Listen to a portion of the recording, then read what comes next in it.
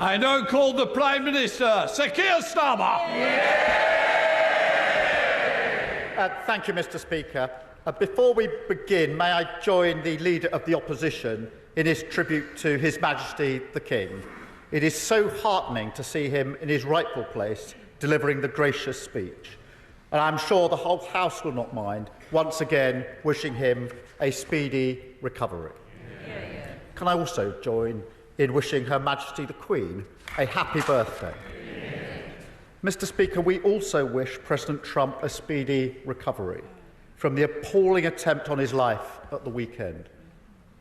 I spoke with President Trump on Sunday night to pass our best wishes, but also to share our revulsion at the senseless violence which has no place in democracy.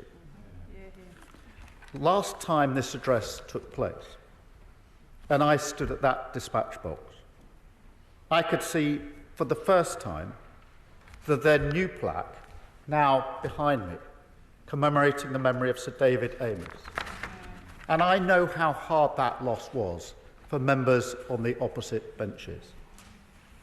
And now, standing on this side, I can see for the first time in front of me the plaque to our dear friend Jo Cox, with her words that catch the air of this chamber even more at a moment like this, more in common. So while our thoughts at this time are, of course, with President Trump and the American people, we cannot think that this is something that only happens elsewhere. We must heed the words of President Biden to lower the temperature of our democracy, work across our disagreements, and find each other's common decency. Mr. Speaker, I also want to congratulate the England football team for their achievements in the Euros, something the Leader of the Opposition and I were talking about this morning. Yes, the trophy eluded us again, but the team can be proud of another exceptional performance, something I'm sure the whole House would be only too pleased to recognise. And we pay tribute to Gareth Southgate, who shouldered the burden of national leadership with such dignity. Mr. Speaker, this government has been elected to deliver nothing less than national renewal, to stop the chaos of the past 14 years, turn the page on an era of politics as noisy performance, and return it to public service, and start the work of rebuilding our country. A determined rebuilding, a patient rebuilding, a calm rebuilding, a rejection in this complicated and volatile world of those who can only offer the easy answer, the snake oil charm of populism. Mr. Speaker, as the last 14 years has shown, that road is a dead end for this country. It does nothing to fix our foundations, and the British people have rejected it, as they have throughout our history. What people really want is change, and change is what this government of service will deliver. A King's speech that takes the brakes off our economy and shows to the British people that politics can be a force for good, the vehicle for improving lives of millions, no matter who you voted for. Mr. Speaker, it's a day when we get on with the serious business of government. And yet a House with no time for levity would go against the grain of our traditions. So it's fantastic to hear my honourable friend, the member from Bootle, in such fine fettle today when proposing the humble address.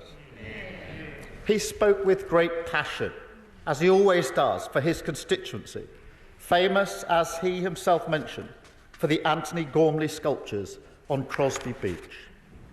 It's a work of art that's entitled Another Place, a collection of gently rusting figures for whom the tide is perpetually coming in. A solid grounding should he ever consider a career in the other place. But I'm sure this House will agree. He is also one of the warmest and most generous members. A generosity that ahead of a previous election extended to an offer to hand-deliver Conservative leaflets, a commitment to the democratic process that should be applauded, not least because it resulted in a stonking increase in his majority for Labour. But, Mr. Speaker, as anyone who knows my honourable friend will confirm, while he does like to relax with a glass of wine and listen to Engelbert Humperdinck, for him, family always comes first.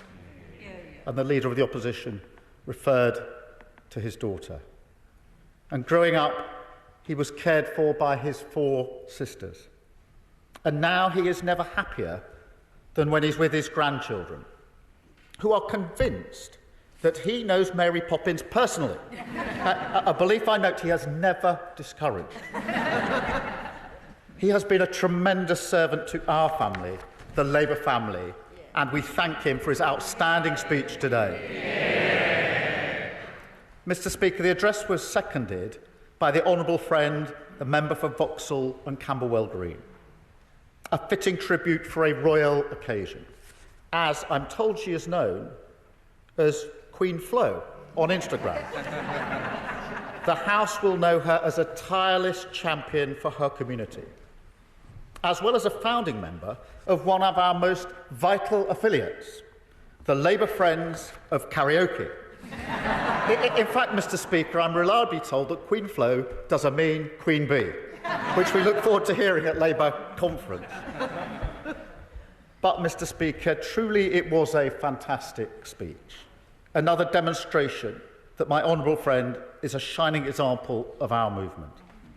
A young carer when growing up, a fighter for their causes on AIDS and HIV, on the health inequalities which still deliver poorer outcomes for black women, and on sickle cell, which her late mum suffered from. I know what it's like to watch your mum move in and out of hospital as a child, and so I respect and admire the way she now champions young people from poorer households and fights for the opportunities that they deserve. Perhaps most powerfully of all, she's spoken about her own experience arriving at the scene of a stabbing and has rightly demanded that we never allow ourselves to become desensitised to the tragedy of knife crime. As a fellow Inner London MP, I know how much this is hurting our city, as it is towns and cities across the country. I know how much potential is lost and how many families fear that their child could be next. So be under no doubt, turning the tide on this violence is absolutely central, a key mission that this government of service will take on. Mr. Speaker, both speeches were in the finest traditions of this House. Let me also follow the Leader of the Opposition and mark the passing of our colleagues in the traditional way. Because since the last gracious address, the Labour Party has lost a stalwart of our movement with the passing of Tony Lloyd, who served in 36 years of distinction the communities of Rochdale, Manchester Central and Stretford. I had the chance to speak to Tony just days before he left us. That was when he was leaving hospital to go home, and he knew it was for the last time and that he wouldn't see a day like this. And without being partisan, I can tell you he would have loved to see the House set up as it is today. He would have told us, using his experience, to use every precious moment that we have to serve those communities that he held so dear, because that is what he stood for, the best of our movement, a champion of politics as a force for good. And, Mr. Speaker, that is the great test of our times. The fight for trust is the battle that defines our political era. And it's a task not just for this government, but for the whole Parliament. We are all responsible for the tone and standards that we set. And I want to thank the right honourable gentleman in every exchange that we've had since the election, And in his words today, he has gone well beyond the usual standards of generosity, and I thank him for that. And in that spirit, this King's Speech picks up some of the important business not concluded in the last session. And so, on football governance and the reduction of smoking, we hope to proceed in a manner that recognises the previous consensus. We will also carry forward the Holocaust Memorial Bill.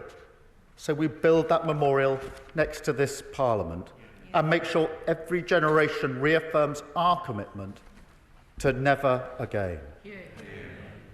And we will also honour the promises that I made and the Leader of the Opposition made to the family of Martin Hett and all the families affected by the horrific events in Manchester that day. Figan Murray, Martin's mum, walked 200 miles to tell us that Britain needs that law quickly. I told her then that she would get that from a Labour government, and we honour that promise today, and I'm very grateful for the indication of the cross-party support we will have on that very important provision. Because the security of the British people is the most fundamental priority of any government. And whether our fight is against terrorists, the vile criminal smuggling gangs that weaken our borders, or foreign powers which threaten the security of this nation, we will leave no stone unturned when it comes to keeping the British people safe. And we will recognise the bravery of those on the front line of keeping us safe, with a new Armed Forces Commissioner. That's not just a name or a role, but a strong and independent champion for those who have committed to the ultimate service, as a way we can show our respect. We will also move quickly on the lessons from the infected blood scandal that the House debated in almost the final act of the last session, a day when we undertook, all of us, a solemn responsibility, not just to deliver justice to those people, but also to take on the work of prevention, to make sure that those lessons shape the future of public service in our country. Because scandals like infected blood, Windrush, Horizon, Hillsborough are united not just by the scale of the injustice, but also by the indignity that the victims and their families have been put through, merely for standing up for truth and justice.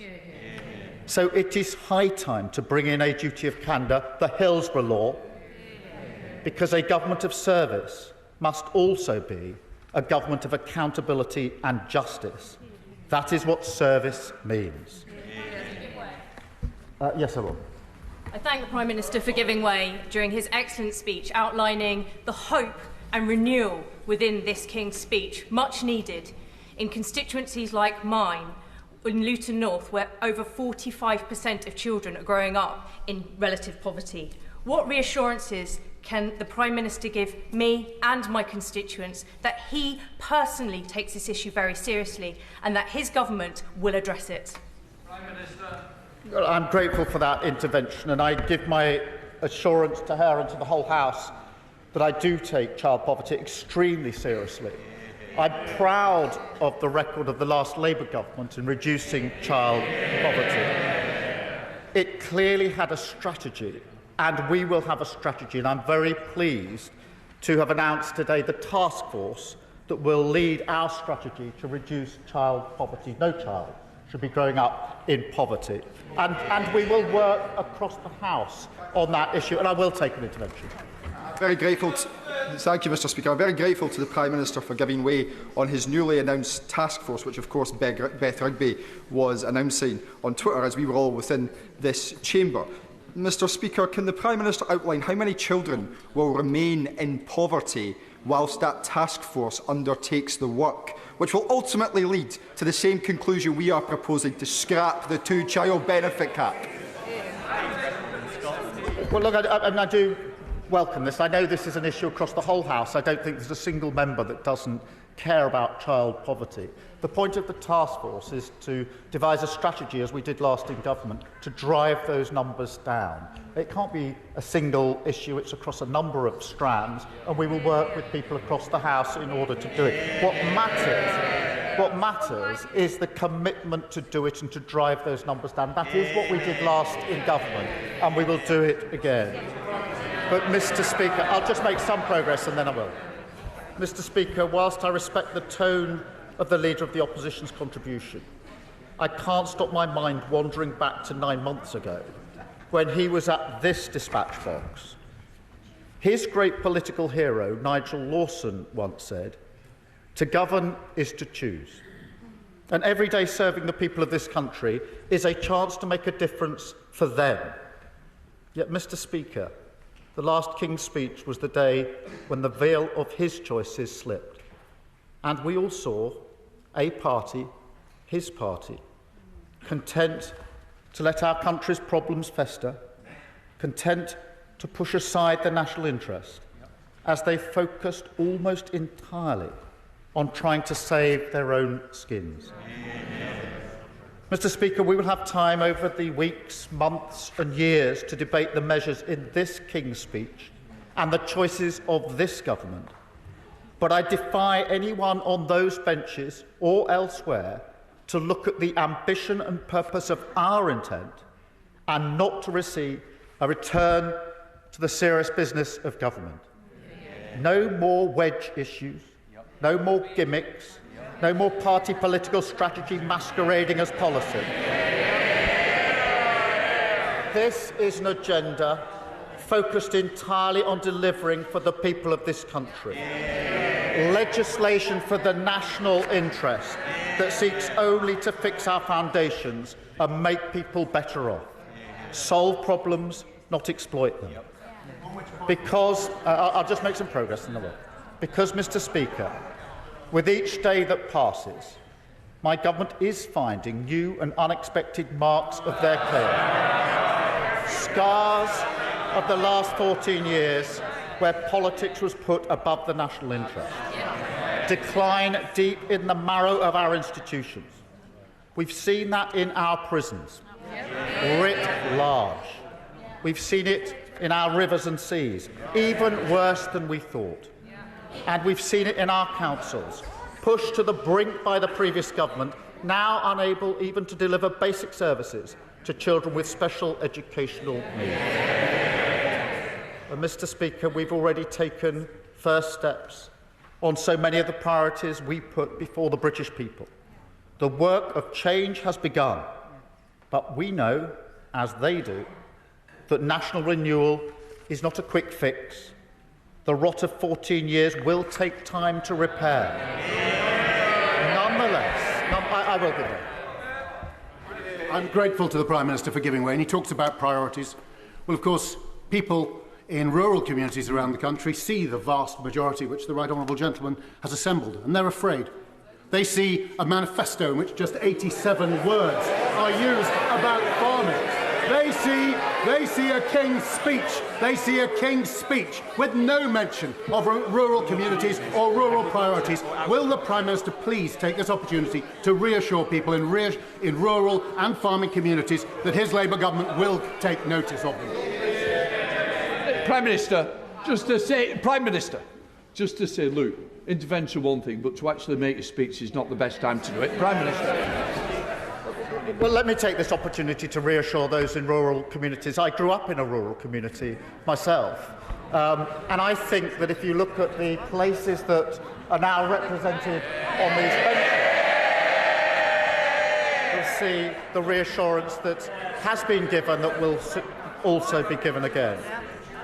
The King's Speech we've brought to this House today is a marker of our intent, not only a certain destination for the future of this country, but a new way of governing, a government of service, guided by clear missions, with a long-term plan to fix the foundations, a plan which starts, as it must, with our economy. Under his watch, the last Parliament was the first in modern history to leave living standards in a worse place than they found them. the consequence not just of Tory irresponsibility, but of a more pervasive inability to face the future. A ducking of the hard choices. Eyes fixed always on the horse trading of Westminster politics. I will in a moment. Rather than the long-term national interest. Mr. Speaker, we don't just turn the page on that today, we close the door on it forever. A budget responsibility bill that will protect the living standards of working people from the chaos they endured under the last government. A commitment, no matter how fierce the storms, to economic stability as the foundation we build on. That is a changed Labour Party at work. And then on that foundation, we take the brakes off Britain, go further and faster on measures to generate higher economic growth. Workers and business united in the cause of wealth creation. We will reform the planning rules, a choice ignored for 14 years, to build the homes and infrastructure that Britain needs. We will level up rights at work, a choice ignored for 14 years, to deliver security and dignity at work. We will create a new industrial strategy, invest in cleaner, cheaper British energy, harness the power of artificial intelligence, improve our public transport, confront our historic challenges on technical education, transform our skills agenda in partnership with business, and push forward devolution to the cities, regions and councils of England. A plan for wealth creation that will finally lead us out of the pay more, get less doom. That is their legacy. And let me be clear, we will work with anyone invested in the future of our country. I've said, I'll just complete this. I said that we would serve everyone, whether they voted for us or not. And I meant it. So let me say directly to the benches opposite, if you're invested in the success of your community, we will work with you. This is a new era. We are turning the page. We're turning politics to service. Because that is what the people of this country want to see from their politicians. And service is a stronger bond than political self-interest. That is what country first means. The only way we can restore trust, and the reason this government of service was elected. Mr. Speaker, we were also elected to repair our public services with investment and reform, to make them once again beacons of justice for the communities that they serve, a signal to our country of the cause that fires national renewal. My determination for everyone in our country, England, Scotland, Northern Ireland, Wales, no matter where they started in life, to feel that success belongs to them. It is a cause, Mr. Speaker, that I do believe unites this House and indeed the people of this great nation. So I will.